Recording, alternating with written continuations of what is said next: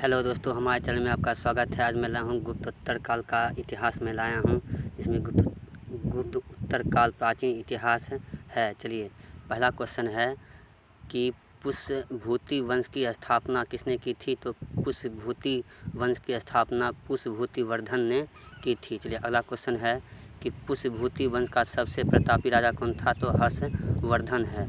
तो ये मैंने हर्षवर्धन का ये फ़ोटो लगाया है, जिससे कि आप लोग समझ सकते हैं हर्षवर्धन जो था पुष्यभूति वंश का सबसे प्रतापी राजा था। तब हर्षवर्धन गद्दी पर कब बैठा था? तो 606 ईस्वी में बैठा था। तो हर्षवर्धन के दरबारी कवि कौन थे? तो बाणभट्ट जो थे इसके दरबारी कवि थे। चलिए, अगला क्वेश्चन है,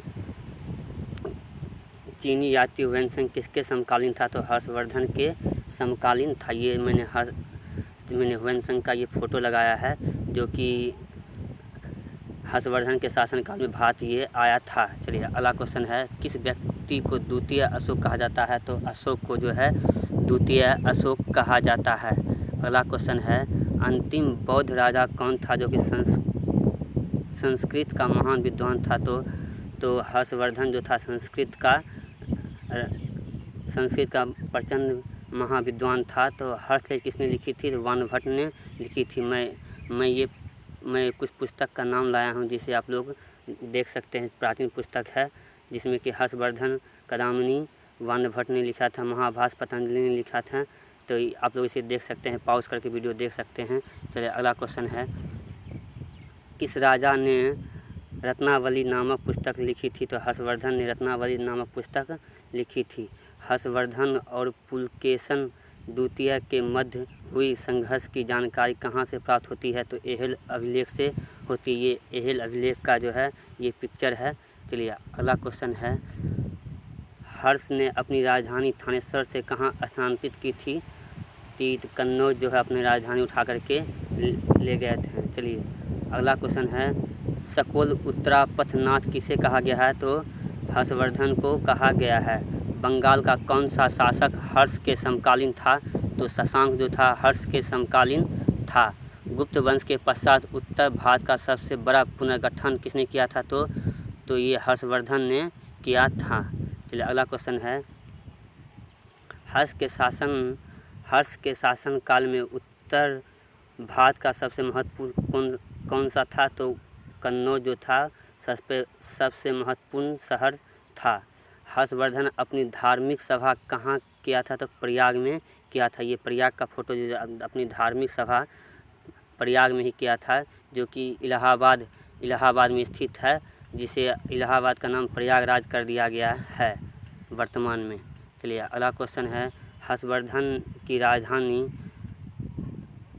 थानेश्वर वर्तमान में कहाँ स्थित है? तो हरियाणा में स्थित है। वर्तमान में कन्नौज किस प्रदेश में स्थित है? तो उत्तर प्रदेश में स्थित है। हुएनसांग को भारत यात्रा के समय सूती कपड़ों के उत्पादन के लिए सबसे प्रसिद्ध नगर कौन सा था? तो मथुरा में प्रसिद्ध नगर था। किस चीनी यात्री को यात्रियों का राजकुमार कहा जाता है? हुएनसांग को कहा जाता है। तो ये हुएनसांग का ये फ़ोटो है, जिसे यात्रियों का राजकुमार भी कहा जाता है, हुएनसांग को कहा जाता है।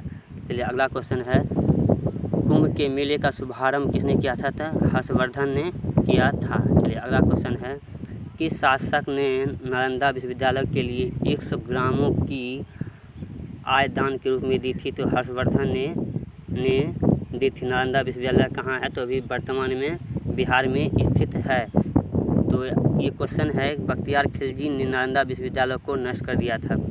तो नालंदा विश्वविद्यालय को किसने ख़त्म कर दिया था? बख्तियार खिलजी ने इसे ख़त्म कर दिया था, तोड़ दिया था। चलिए, अगला क्वेश्चन है, दक्षिण भारत में एरीपत्ती का अर्थ क्या है? तो जलाशय की भूमि होता है।